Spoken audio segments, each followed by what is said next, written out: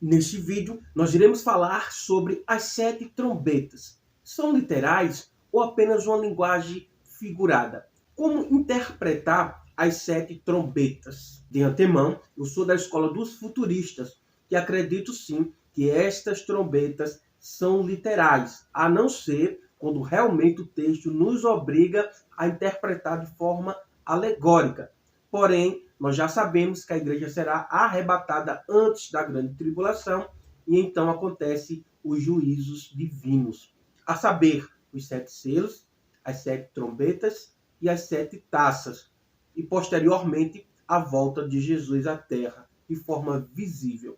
E se você não assistiu um vídeo onde eu falo sobre os 7 selos, eu vou deixar marcado aqui no card, é só você clicar e assistir. Mas antes, assista esse vídeo até o final e depois você assista, ok? Ficou curioso?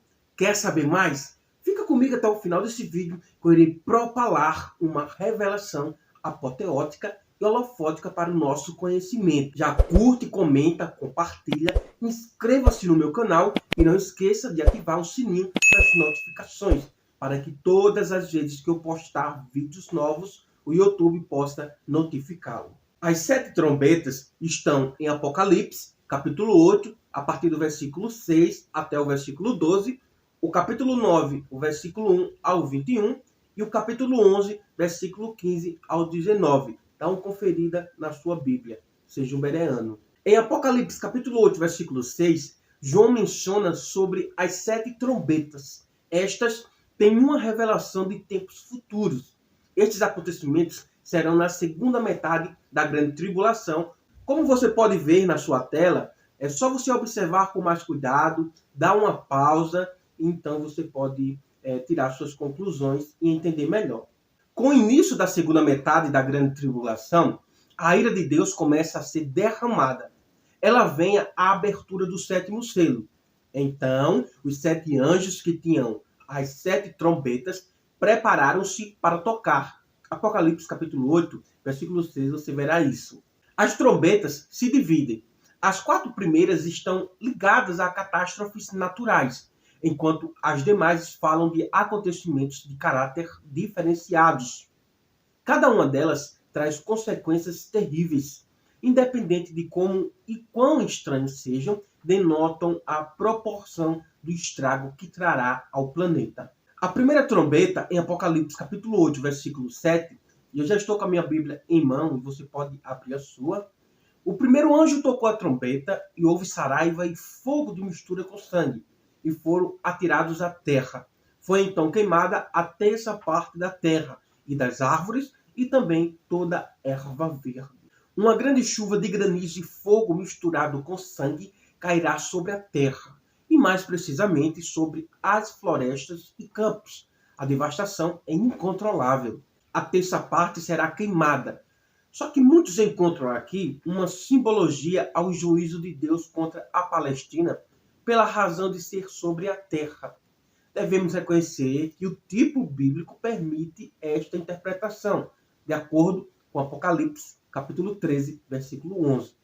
No entanto, considerando que interpretamos os 7 selos literalmente, por que agora mudar de método de interpretação se estamos lidando com uma sequência linear e cronológica de acontecimentos? O juízo desta trombeta é semelhante à 7ª praga lançada sobre o Egito, em Êxodo, capítulo 9, os versículos 23 e 25. Portanto, é literal e não apenas uma linguagem alegórica. Como eu falei, eu interpreto o Apocalipse de forma literal, a não ser quando o seu contexto realmente exige que nós o interpretamos de forma alegórica ou simbólica. A segunda trombeta, em Apocalipse capítulo 8, versículo 8.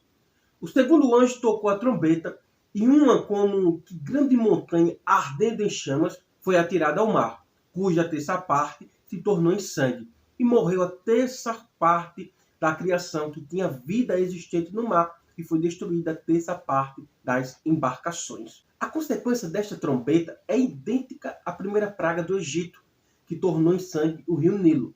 Êxodo capítulo 7, versículos 20 e 21. Você verá isso. A diferença é que, neste caso, a terça parte dos mares são atingidos. Seguindo o mesmo simbolismo da trombeta anterior, identifica-se esta praga sobre o mar, como sendo sobre as nações gentílicas, em Apocalipse, capítulo 17, versículo 15.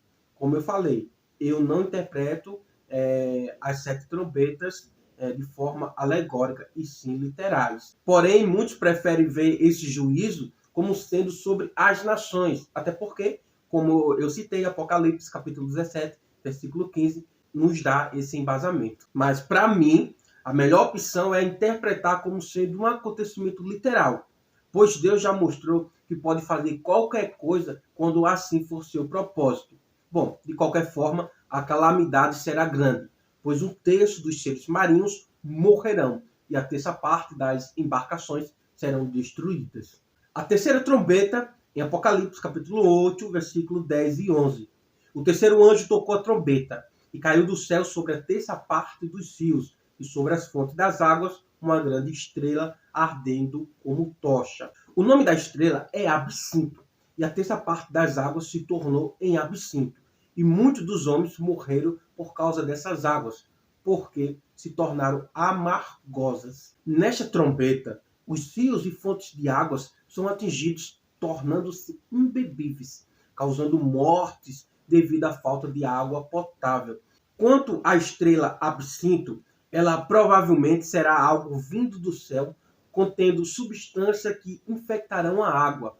Muitos preferem interpretar de maneira simbólica, dizendo que assim como a terra e o mar têm um simbolismo, agora os rios e fontes de água estão referindo-se à vida espiritual dos que estarão na grande tribulação, que por sinal será atingido de maneira que para muitos não haverá a menor chance de salvação. É como eu te falei, cada um interpreta a seu bel prazer. Uns interpretarão como as 7 trombetas serão simbólicas e outros como estas serão literais. O que nós devemos entender é que para Deus nada é impossível. Só que, entretanto, esta estrela é literal e tornará amarga a água doce. Um exemplo de fato semelhante, mas ao contrário, temos as águas de Mara, que pelo poder sobrenatural foram purificadas. E você pode ver isso em Êxodo, o capítulo 15, os versículos 23 e 25. Quarta trombeta, capítulo 8, os versículos 12 e 13. O quarto anjo tocou a trombeta e foi ferida a 1/3 parte do sol, da lua e das estrelas, para que a 1/3 parte delas escurecesse, e na sua 1/3 parte não brilhasse, tanto o dia como também a noite. Então eu vi uma águia que, voando pelo meio do céu, dizia em grande voz: ai, ai, ai dos que moram na terra, por causa das sextantes vozes da trombeta dos 3 anjos que ainda têm de tocar. Observe que a terra, o mar, os rios e as fontes de água já sofreram irremediável dano. Agora o céu é ferido. Mais precisamente o sol, a lua e as estrelas. A 1/3 parte de cada perdeu sua luminosidade. Muitos acham improvável que haja um acontecimento nos céus deste porte. O fato é que Jesus mencionou que sua vinda seria precedida por eventos desta conjuntura. Logo em seguida, a tribulação daqueles dias, o sol escurecerá, a lua não dará sua claridade, as estrelas cairão do firmamento e os poderes dos céus serão abalados. Então aparecerá no céu o sinal do Filho do Homem. Todos os povos da terra se lamentarão e verão o Filho do Homem vindo sobre as nuvens do céu, com poder e muita glória. E você pode ver isso no texto de Mateus, capítulo 24, a partir do versículo 29 e o versículo 30, se não me falha a memória. Também, nesta trombeta, são mencionados 3 ais que estão por vir, pondo fim a esta primeira fase de trombetas, seguindo-se imediatamente as outras. O que eu quero que você entenda nesse estudo é que as trombetas não são para destruir os ímpios, mas são uma forma de Deus tentar convertê-los e Deus tentar chamá-los ao arrependimento. Já que não foram pelo amor, agora virão pela dor. Porque mesmo assim, muitos não irão querer saber de Cristo, mesmo vivendo um tempo de dificuldade terrível na Terra. Para você ver como o ser humano é. Ele sempre procura agradar a si mesmo, a satisfazer o desejo da sua carne, mas nunca a vontade de Deus. Portanto, estas 4 trombetas que nós acabamos de falar são besteira para Deus. Só que a partir da 5ª, 6ª e 7ª trombeta, é aqui que muitos desejarão a morte e a morte vai fugir dele. Porque essas últimas 3 trombetas serão de ai. E esse ai aqui não é um ai de uma dorzinha, não. É um ai daquela dor. Sabe aquele beliscão que alguém lhe dá e você, ai, nem se compara a isso. É só para que você possa entender. Vai ser momentos difíceis, de dor. E mesmo assim as pessoas não irão querer saber de Jesus Cristo. 5ª trombeta, capítulo 9, versículo 1 ao 12. Este é o primeiro ai. Um dos mais terríveis juízos vem com a 5ª trombeta. Ao soar desta, João vê uma estrela que caiu do céu na terra. Observe que a estrela caiu, ela não vai cair. Caiu aqui no tempo passado. E foi-lhe dada a chave do poço do abismo. No versículo 1 está indicando um anjo caído ou um demônio que libertará um exército de seres demoníacos. Por ser demasiado simbolismo nessa passagem, e eu tenho que confessar que é muito difícil de interpretar, podemos supor que esse anjo representa um indivíduo que iniciará um período de sofrimentos horríveis, os quais podemos presumir que está em foco a pessoa do anticristo. Não há exagero em tornar estes gafanhotos como literais, mas segundo a descrição feita nos versículos 7 e 11, demonstram que estes serão seres demoníacos ou pessoas possuídas por demônios. Mas você não deve entender como uma raça meio homem e meio demônio, ok? É importante lembrarmos que Deus já usou um evento semelhante para julgar Israel. O fato é descrito pelo profeta Joel no capítulo 1 e 2, que fala da invasão de gafanhotos como sendo um exército a serviço do juízo divino. Joel capítulo 2, versículo 25, você verá isso. Neste caso, uma melhor interpretação indica que foram gafanhotos literais, não impedindo que outros intérpretes pensem ser um exército humano, mas sim gafanhotos literais. No caso desta trombeta, esses gafanhotos são uma representação dos demônios que assolarão a terra. Porém, diferente do texto de Joel, esses gafanhotos não são literais, e sim uma linguagem alegórica para referir-se aos demônios e a sua descrição, ok? Qualquer das duas interpretações demonstra que o terror será angustiante. Você pode ver isso no versículo 4 do capítulo 9, onde vai dizer: e foi-lhe dito que não fizesse dano à erva da terra, nem a verdura alguma, nem a árvore alguma. Então, se fossem gafanhotos literais, com certeza os gafanhotos eles comeriam as árvores, as ervas. Só que perceba que a ordem é: não faça dano algum à verdura ou à árvore. E nós sabemos sim que os gafanhotos eles comem árvores, eles comem verduras, ervas. Então, fica mais que explícito que esses gafanhotos aqui, do capítulo 9, eles são demônios, ok? Foi-lhes dado poder não para matar, mas para trazer dano, sofrimento apenas aos homens que não têm na sua testa o selo de Deus por um tempo determinado. O nome de seu rei, Abaddon, que significa destruidor, aqui já esclarece a intenção. A questão desse período, cerca de 5 meses, está ligado à duração da vida de um gafanhoto. O texto diz que buscarão a morte, mas esta fugirá deles. Isto é, Deus não permitirá que morram neste período para que se complete seu plano. Então observe que será um período de dores profundas. As pessoas vão querer morrer. Mesmo assim, a morte vai fugir deles. As pessoas irão pular de cima de um prédio para baixo. Braço vai para o lado esquerdo, outro braço para o lado direito. A perna vai se afastar. Você vai ficar só o pó da rabiola, como diz o ditado. Mas você não vai morrer. Então imagina, que tormento. Imagina o quanto que essa trombeta ela vai ser deplorável. Não é qualquer trombeta. Não estamos falando das 4 trombetas, que são acontecimentos naturais. Estamos falando dos 3 ais. O momento de se converter a Cristo é hoje, agora, nesse momento. 6ª trombeta, do capítulo 9, versículo 13 ao versículo 21. Após os juízos derramados, a terra estará em total desolação. Os sofrimentos causados aos descrentes terão sido terríveis.